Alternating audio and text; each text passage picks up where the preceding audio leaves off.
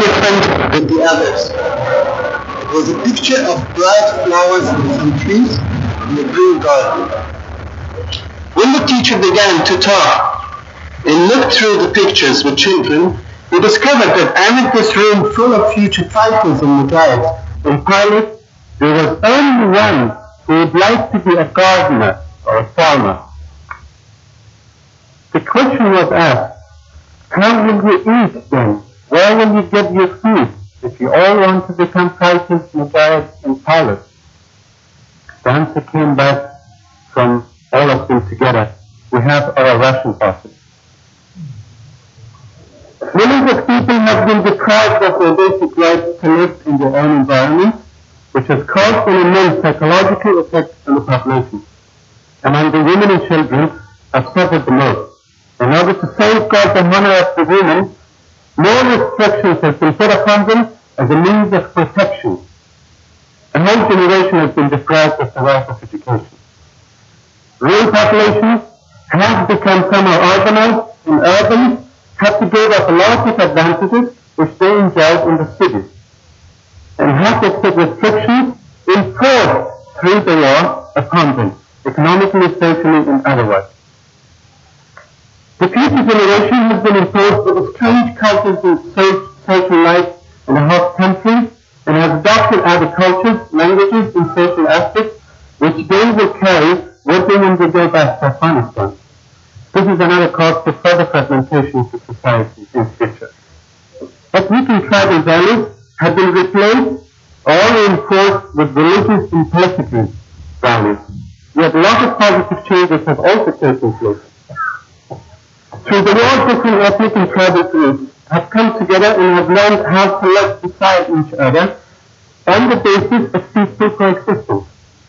In order to safeguard their social values, honor, dignity and pride, their refugees and residents have helped each other more than they would have before the war. Burglary, prostitution, criminal activities which are common in other parts of the world in similar situations are non-existent among the Afghan refugees or in Afghanistan. By fleeing their home villages, particularly the refugees in Iran and Pakistan, have been forced to live with a different ethnic groups and tribes. From their own countries, they also have to face the outside world and accept the respect values of the development of their countries. And start to understand openness toward lifestyle different than their own. Some have even adopted these styles and may carry with them back to the country. In the refugee camps and in towns and cities outside their villages, many of them have the privilege to certain facilities such as medical care, education, even if limited, and access to infrastructure that they will miss when they return back home.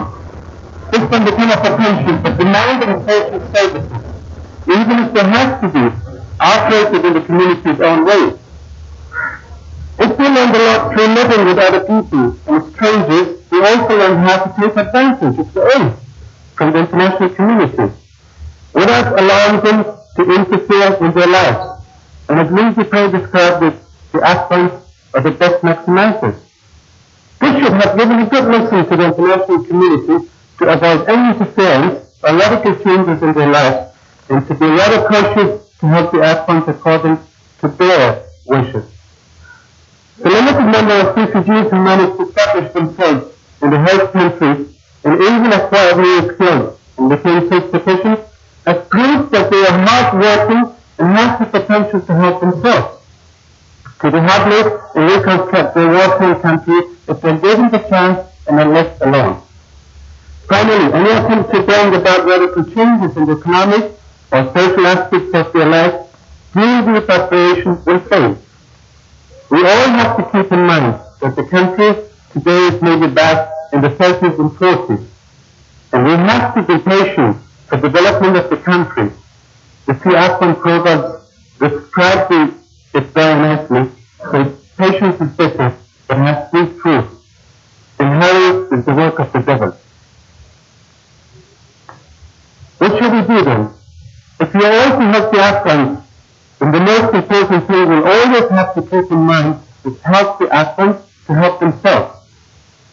By doing so, we will assure the Afghans of our goodwill and preparedness to help them for the rehabilitation and reconstruction of their country, that is to involve the Afghans not only in implementing phases of our activities, but also in the planning phases, in the decision-making policies.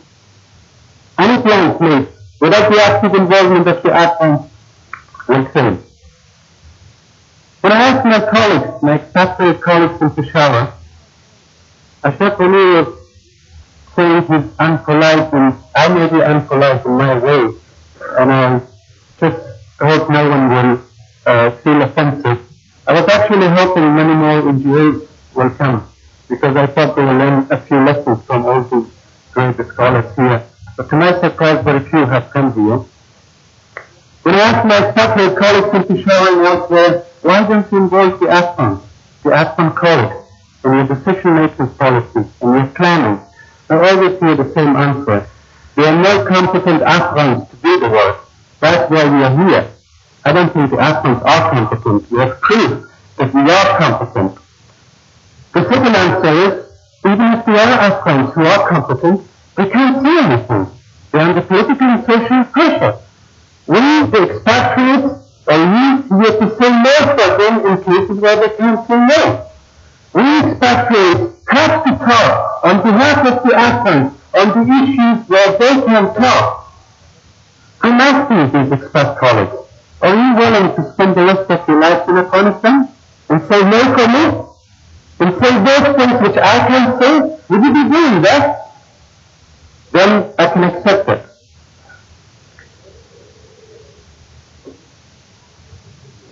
The activities, the plans, the projects, we call them all Afghan projects, but they are not Afghan projects, they are our projects and our projections. Maybe because some of us have been frustrated in our own communities and societies by not being able to achieve what we wish and so hope to achieve them, at least in a different society with different people. Our norms and beliefs and understanding for relief and development are different than those of the Afghans. Some of us may have seen a lot of experiences in other countries, but they may not be valid in Afghanistan. Time and pressure for success is a major problem of many of us. A lot of agencies are bound to prove to their headquarters and donor agencies immediate success in order to be able to carry out further work and get more money. Time, though, so costly for us, has none or less value for the Afghans, even in their own lives. Political differences and solutions should be entirely left to the Afghans themselves without any interference from outside. The Afghan society at this stage is not only fragmented, but also fragile and sensitive. Traditional tribal and ethnic values of the past, which have been the main structure of the socio-economic matters, can and should be restored to the reconstruction process by utilizing these values we can avoid politicization of the reconstruction process. A major problem we will be all facing in the reconstruction effort will be the lack of qualified Afghans, trained Afghans. A large number of highly qualified Afghans reside in prisons in Europe, US, Canada, and USA. If you ask them always why they don't come back and help their own people, there's only one answer for it. Do we have social and political protection? And here I would like to appeal on the international agencies, particularly the UN, to provide these Afghans with social and political protection, enable them to come and help their own nation and their own people, instead of bringing thousands and thousands of expatriates who do not understand the culture, the tradition, nor the country and the people. A major obstacle among the international community they are presently working with the lack of specialized personnel. Very often, especially in NGOs, because they cannot afford to hire qualified staff, rely on rather young and inexperienced volunteers who not only don't understand the Afghan society, but also have no professional backgrounds in the field in which they are supposed to work. I can give you hundreds of examples where qualified professional Afghans working under project manager with no experience at all, who just finished college, who is unemployed in his own country, and who is now the director or project manager and our creation will take 15 qualified Afghans working under them. I hope the UN agencies, bilateral and other multilateral agencies, will bring in professionals in different fields, those who have long years of experience in movement of people, goods and commodities and reconstruction. Education is, in really the most sensitive field for recovery and the future plans. Attempts at localized and individual agency system for education should be avoided because it will create further fragmentation in the different parts of the country. An educational system should be integrated according to the needs in the rural areas. Agriculture, animal husbandry, health, etc. It should be designed by the Afghans themselves. Expansive foreign agencies should provide financial support and technical advice. The majority of girls and women have been excluded from any educational system in the past 10 years. Therefore, more emphasis should be put on them. One way will be informal education, such as the health centers and other public centers. They can be used for the purpose where women have free access to. A number of NGOs and international agencies have had a number of activities in refugee camps which should be carefully studied and maybe adopted in future Afghanistan. Vocational training with literacy campaign will enable the rural poor to become an active part of their own society. Again, a number of agencies have been working in this field, and this again should be studied carefully. Free food distribution will certainly attract large numbers of really poor urban into cities and towns, even if it is on short-term basis. In general, an aid should be provided on the village base, localized in the rural areas, even if it might be costly, because otherwise in the long term, free food distribution might be much easier and cost-effective, but will be very expensive and may cost the future of our country. Special attention should be paid to women in particular, the widows with the available traditional skills, handicraft, carpet, building, weaving, home skills, kitchen gardening, small scale nurseries, animal husbandry, etc. Mechanization of agriculture and other economic sectors and large schemes should be avoided and be carried out with very careful and small steps. Afghanistan is not ready for such large scale and will have to be taken step by step into mechanization because of lack of trained manpower, infrastructure, and other facilities. Local traders and markets should be used for food and commodity distribution. It will first help the national economy and secondly require less administrative infrastructure. And because any international aid requires a great number and deal of expatriates involved in administration, it will be also more cost effective. Finally, we are all struggling at the moment whom in the country to use as partners for implementation of our activities. Whether we should use the commanders, the Malaks, the Shuras, the Jilgas, the Magnuses, and so on and so forth. There have been great deals of discussions going on. Ideally, a central government with sufficient influence all over the country will be the best answer. Sad to say, but this is not the reality of Afghanistan today. At the moment, we need the local governments, not central governments, who could execute the activities, and so we are left with a choice between individuals and groups. My own idea is that an individual can be easily corrupted in a group. Therefore, we should choose the group as our immediate partners at the moment. Nevertheless, we should also accept the fact that neither the individual representative, commanders, Malaks, and so on, nor the groups have the administrative capacity, but they have the potential. The potential lies among the young Mujahideen, who for the last 10 years haven't done anything else than carrying Kalashnikovs, who are somehow educated, they could be recruited and got back into the local administrative system, trained and sent back, and they should be taking care of themselves. The potential for training, the potential for expanding these minimum administrative systems, which we use today as a political partner in our projects, should be expanded by further training. This may need a lot of time and take years to achieve, but at the moment, this is the only solution. The Afghan proverb which says, what comes late comes good. As an Afghan in exile put, the foreign aid the foreign humanitarian aid in general term last year. It said Afghanistan has been liberated from the Soviet invasion, but we will be immediately invaded by international aid agencies. The countries we're into, we are aware that without help from outside, we will never be able to rebuild our homes, villages and economic infrastructure. But this could also lead to long-term dependency, and it will probably take us a longer time to liberate ourselves from aid than it took us from the Soviet invasion.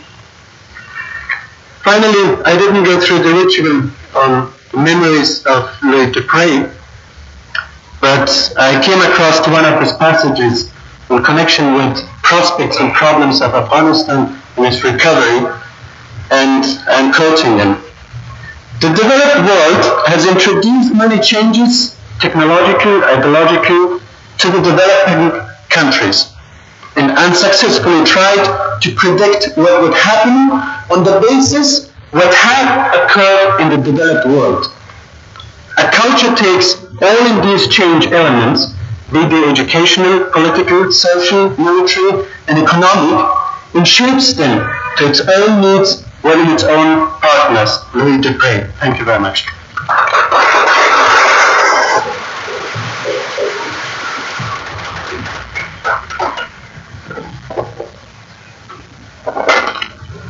Thank you very much, Mr. Messenger. Though I consider it more improper and impolite, but having no other alternative than to request the rest of the speaker to be at least brief to some extent. Now I request Mrs. Nancy Taper to come and present this.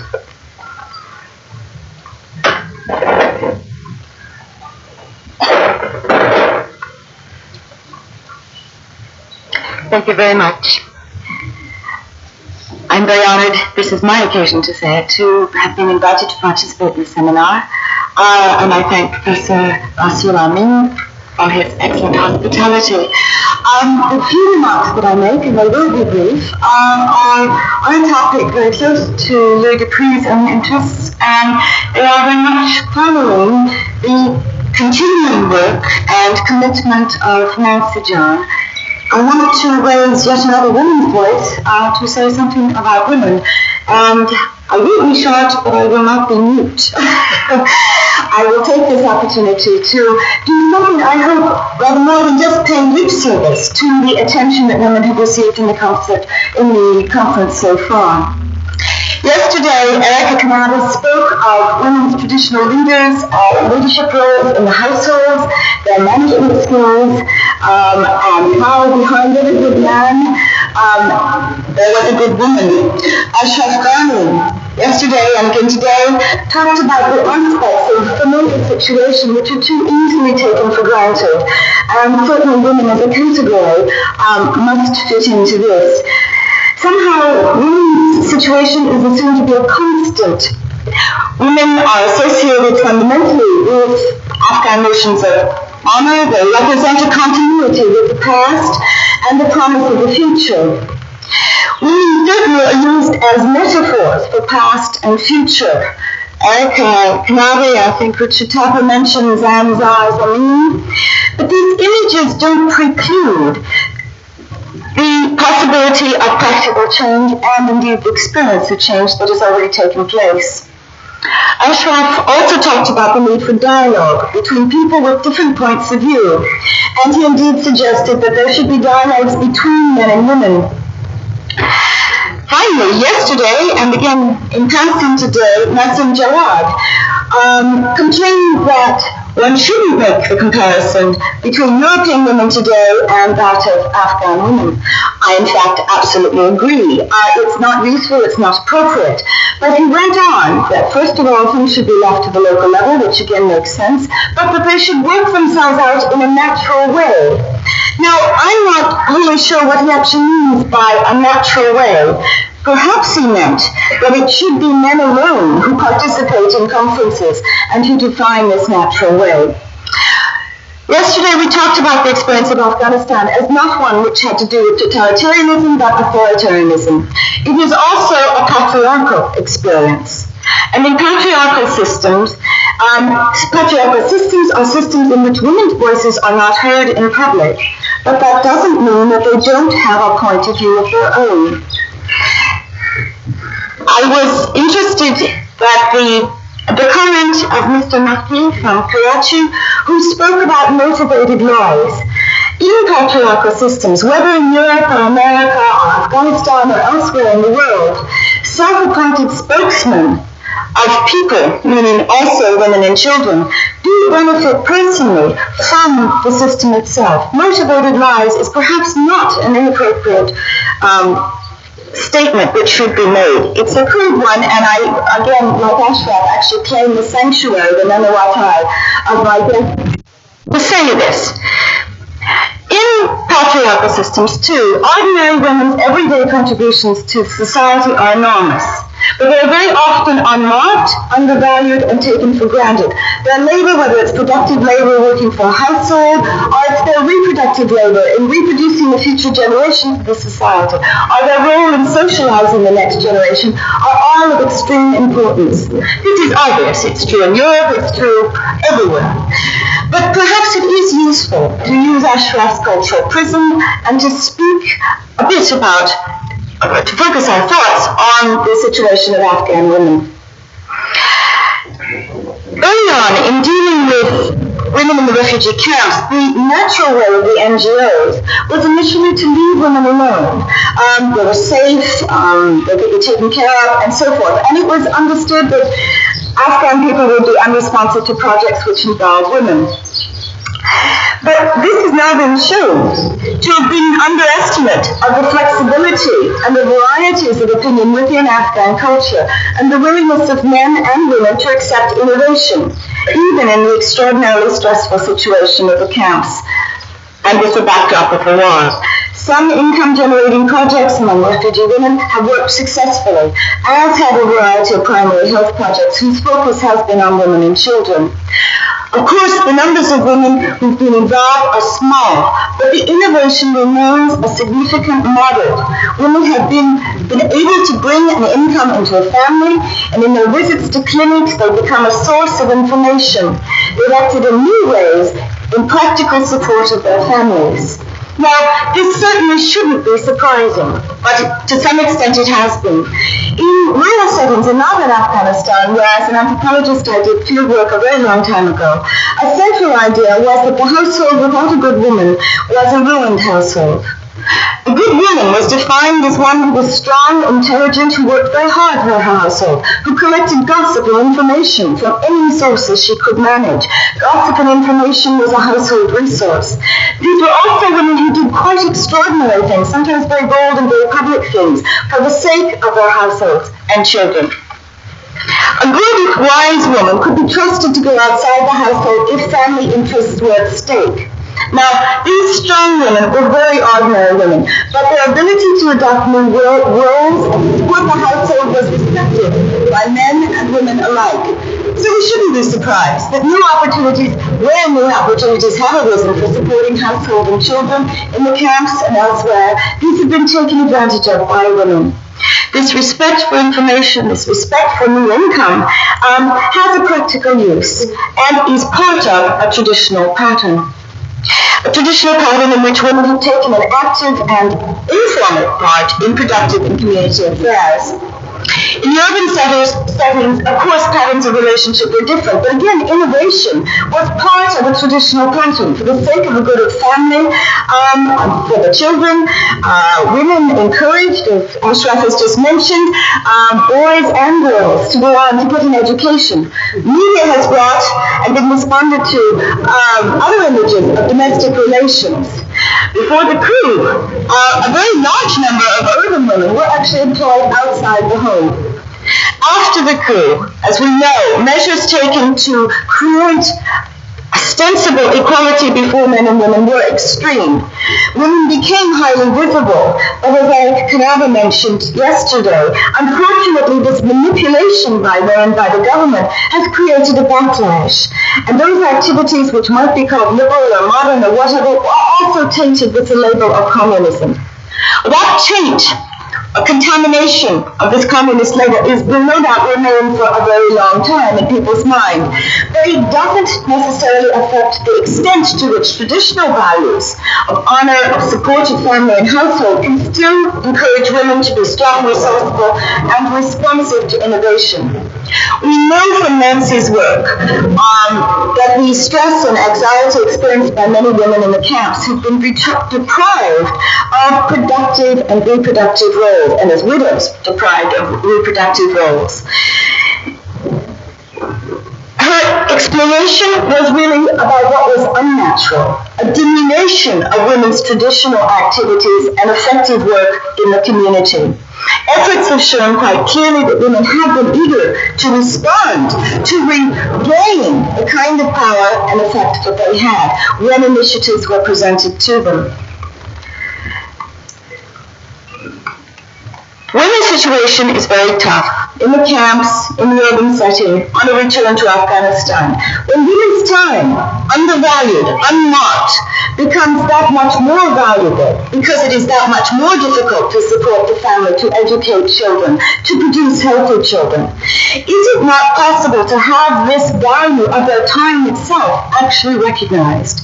Recognized in innovative programs which perhaps actually pay women to attend children, to clinics, to attend primary health sessions, to learn about rehydration therapy and so forth.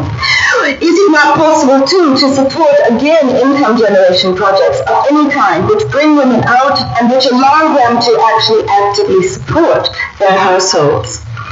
When it comes to the good of the family and its health and its future, then I would be very surprised that many Afghan men would be reluctant to have their women involved in this increasing income in the household and the future health of their families.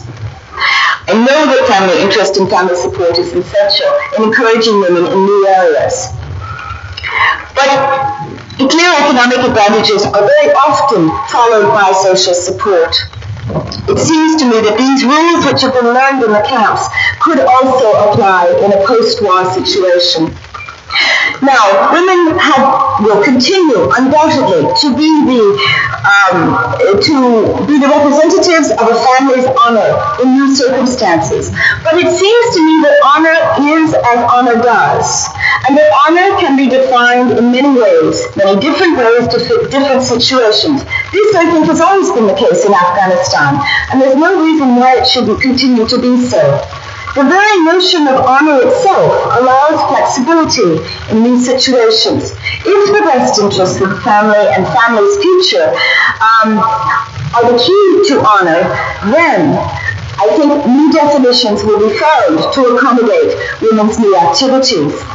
As Nancy quoted in one of her excellent articles on Afghan women, when there's no food on the table, then the men open the door. And for the man who opens the door, this act that he is performing is an honorable one. It's also a sensible one. And in the long term, it supports the family and that family's honor. In the continuing situation in post-war Afghanistan, all the strength, the management, the leadership qualities of every individual, man and woman, is going to count for a great deal. Sure, readjustments will come on the local level. Each specific case, each specific local situation will actually be different.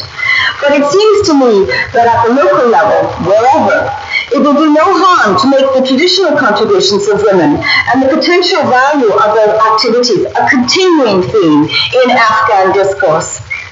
Thank you.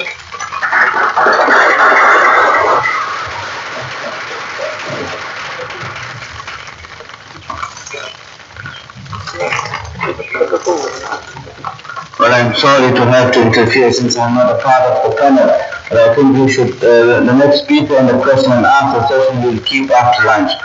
And it started raining, so lunch is ready, so we'll have lunch now, and we'll continue with the same discussion after lunch.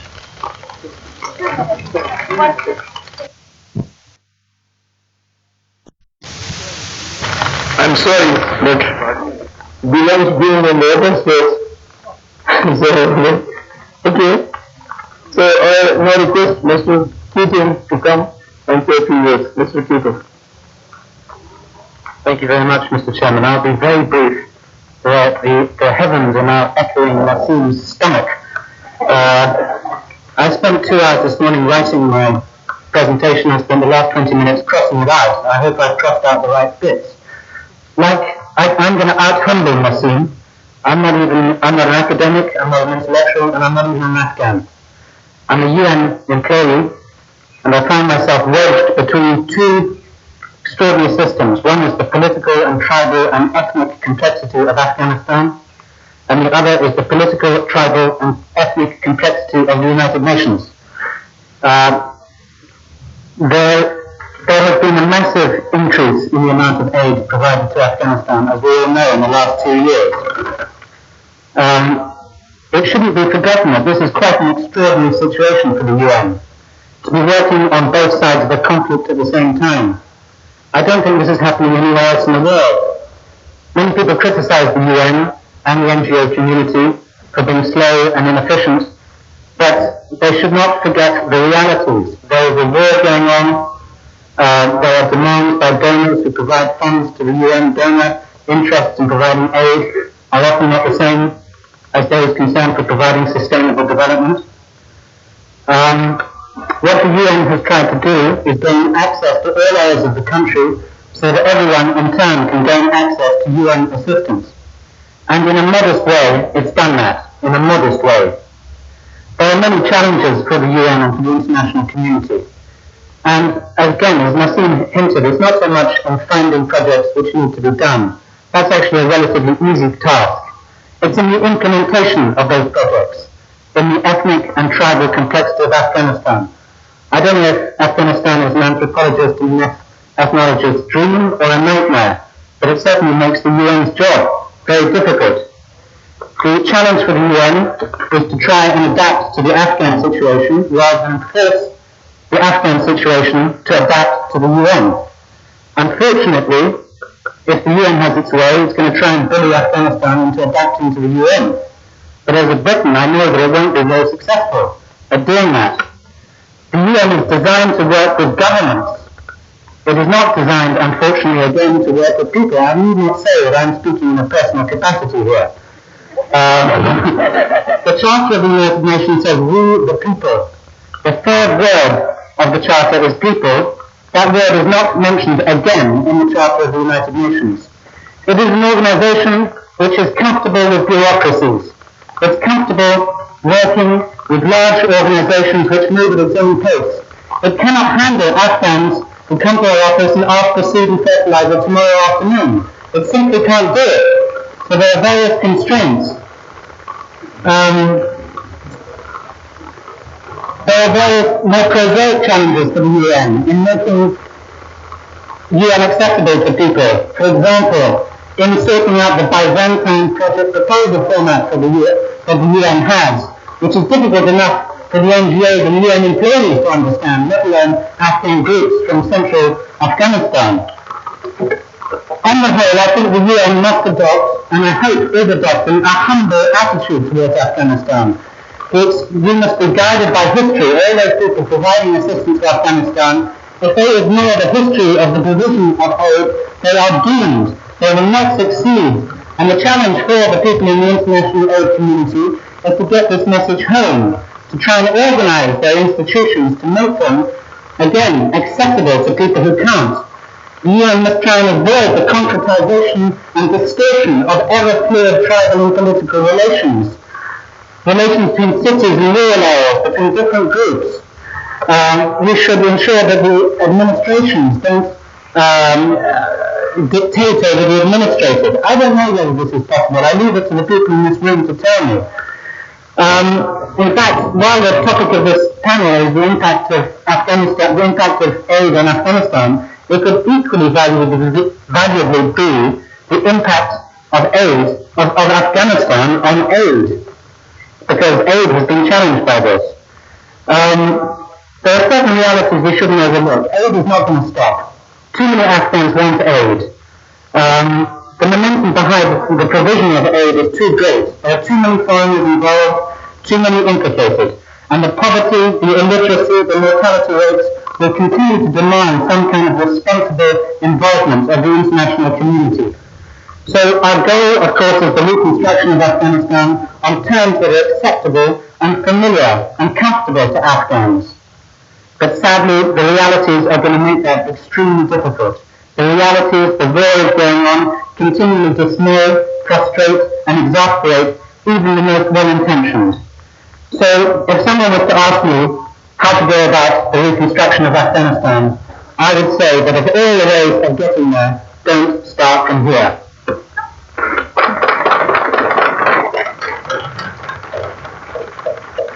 Thank you very much, Mr. Keating.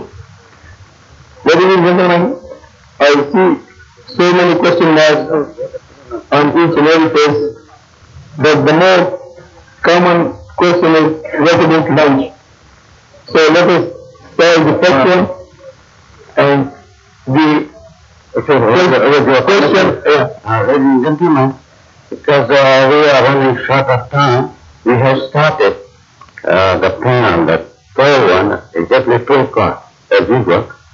But now you have only, this is not a dictatorship or a aristocracy, you have only 40 minutes for your lunch. Please just see your watches when the 40 minutes are over, and then you can come. This is one thing. Another thing I may request the participants that as Nancy announced yesterday, that we are going to publish the whole articles in a special edition. Will you please give copies of your papers, outlines, or original to the reception committee? Thank you very much. so, thank you. I'll make one more announcement. Those delegates, invited delegates who have come from abroad or from Pakistan, anywhere in Pakistan, Karachi, Lahore, Islamabad, would you please contact me for your airfares, for your tickets and other costs you have, so that we can reimburse you by this evening. Thank you. Thank you very much. I repeat again, that the people they have in the paper, outline, everything, this should be given to Mr. Hadid. I think I have forgotten the third point. Now, this panel, the future of the past, archaeology, art, and literature. Mr. Shaduddin School, he will chair this panel.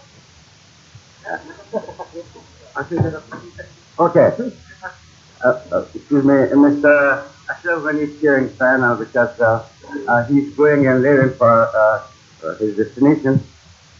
The other member of panel are Mr. Pensilever, Mr.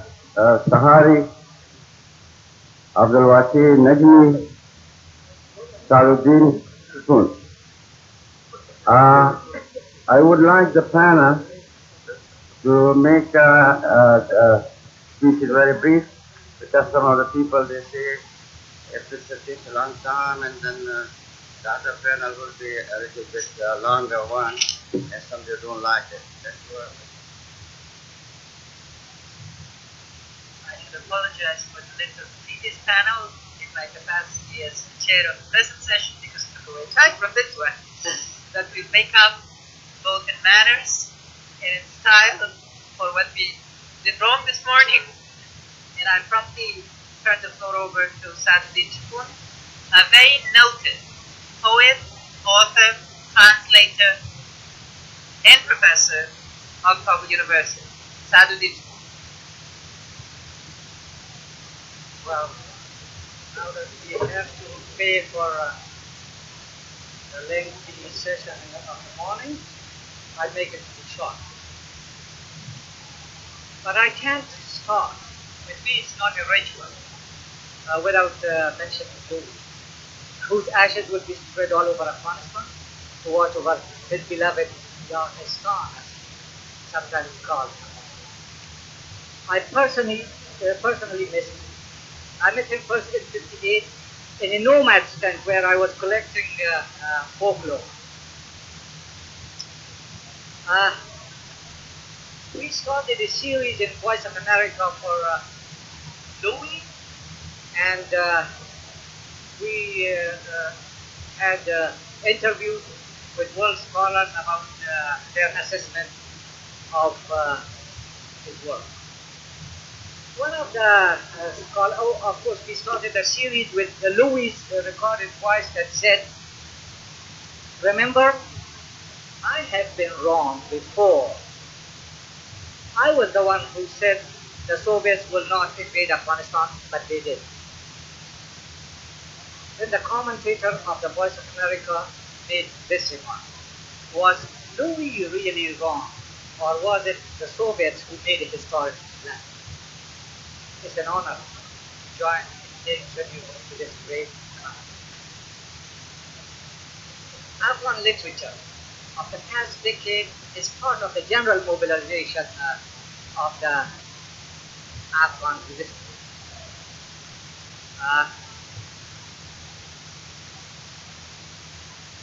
And I don't mean the literature that is produced in Kabul. In this context, Afghan literature was like any other weapon, like a Kalashnikov. It was used like that, and it was meant to be. This was a weapon. Wasla that you lost that plan. And so, for the writers of Afghanistan, this was a good wasla. I'll first enumerate some of the assets. The warrior poet, a notion that Louis John repeated often in his book. This tradition held as it started. We have received in the Voice of America a sizable number of poetry and songs attributed to local commanders. And then there are the folk singers and minstrels who have eulogized jihad or the heroes in various characters. Haji Muhammad Shah of Sharafatko in Haram is a good example. And I won't say that Khalis himself writes good poetry and he himself is the poet. Item number 2 is the abundance of printing and sound recording facilities. And they have no longer was the Afghan writer and artist dependent on a government-controlled media. The diverse political organizations with their siali and competition and one-upmanship is another factor in creating the quantity of literary production. Mind you, I say quantity. In Peshawar and the tribal belt, this is point number 4, the Afghans found a hospitable sanctuary and also a good ground for their literary activity. Afghan poets and literary figures mix freely with local counterparts. Joint mushairas, research projects, cultural festivities, religious ceremonies, they were all held. Yes. A common language in the case of Pashto poetry, Pashto literature here and Dari literature in Iran also helped. And it served as a cultural front, especially among the writers. Well, I've mentioned 4 classes. Let's go for some minors. So far, what is that? Content one. We don't have very many times. The late Professor Majroor, and I'm quoting Majroor because you can't kill a man twice. He used to say they take clean white paper, scribble on it with black ink. You take one look and at times not even that, and trash it. Of course, I don't agree with my group, but then I don't go for taking census at public utility. So much template and argumentative literature has inevitably led to some readable publications. Just give you 3 examples. Kalam, Stay and Khulwake are 3 examples.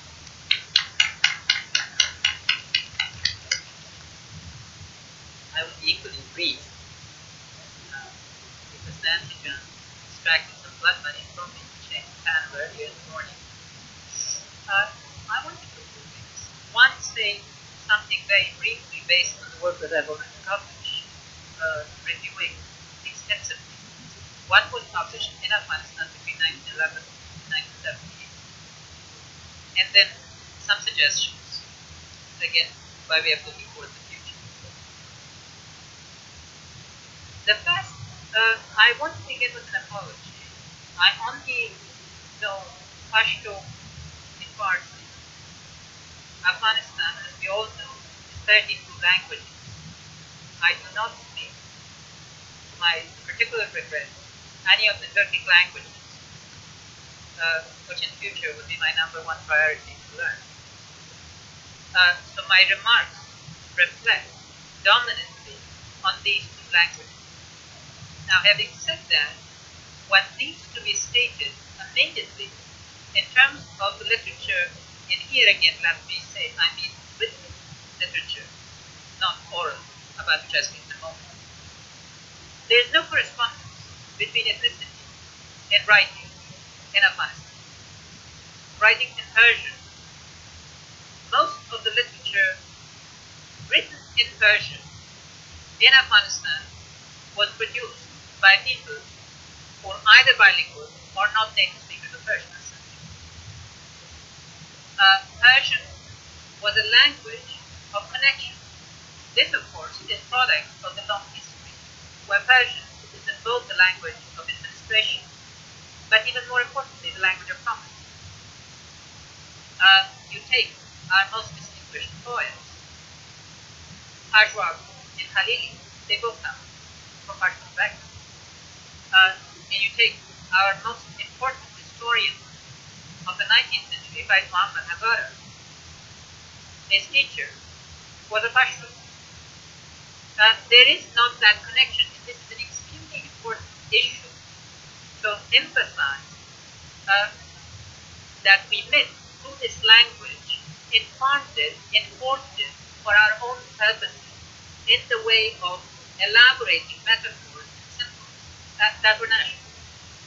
The second point that needs to be emphasized is that the literature produced in Afghanistan during its most formative period, namely 1911 to 1950, was done without contact with Iran, which had not been characteristic of earlier periods.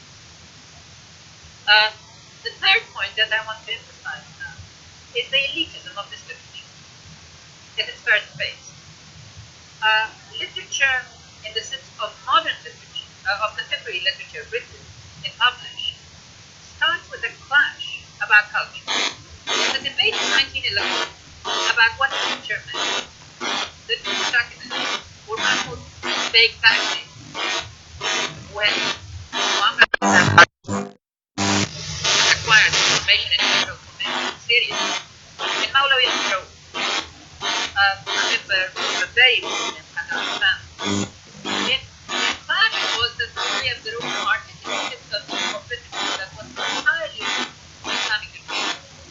It articulated the of literature that was entirely Islamic.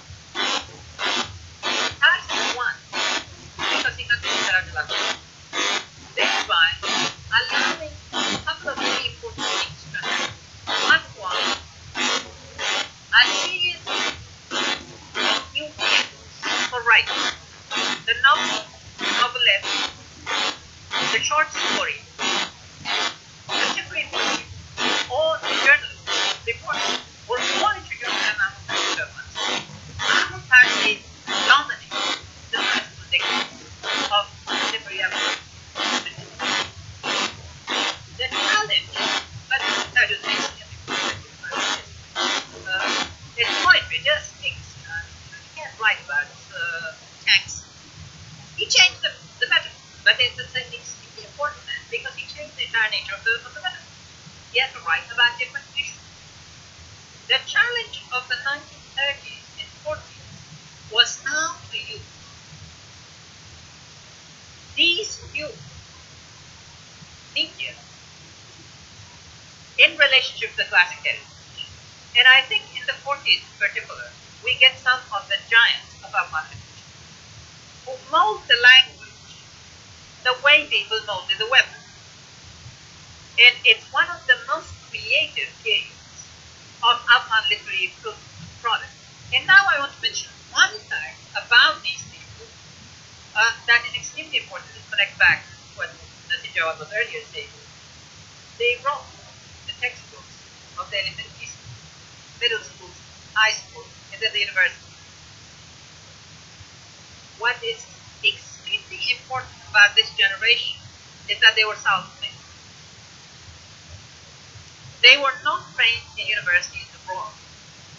They trained themselves and they trained a new generation. By contrast, the Afghans who went to school abroad and came back in the 1960s all became governors and ministers and did not leave a single damn trace that they can be proud of in terms of literary contribution. So there is something in, as far as our Pakistani those sisters and brothers are concerned. One last issue remains to be said. You could not get anywhere in Afghanistan by speaking English or French or German. You had to win your spurs by writing Persian and Russian. So we are embedded in a tradition of Afghan-ness that allowed us to forge these vehicles and come to a relationship with each other. And in this regard, now I want to shift briefly to Pashto and say a couple of things. One, that unlike Persian, most of Pashto literature is produced by Pashto. Not dominantly again. There are some very prominent non-Pashto who were written in Pashto, but much more brief. Second, that after Khushal Khan Khater and Rahman Baba, who stand as two giants of Pashto literature, one of the most flourishing periods of Pashto literary imagination has been in the 1930s and 40s in Afghanistan. The poetry of Ulfa, the prose of Bainawa, the poetry of Majbur, the elder, or the prose of Siddiqullah Rishtin is something that has been absolutely groundbreaking in that sense. Where Pashto literature in Pashto and Persian come together is through the use of some key symbols. The first and foremost of this is the symbol of the nation. This symbol, to make this symbol, history became the dominant metaphor. Afghanness was extended to the past.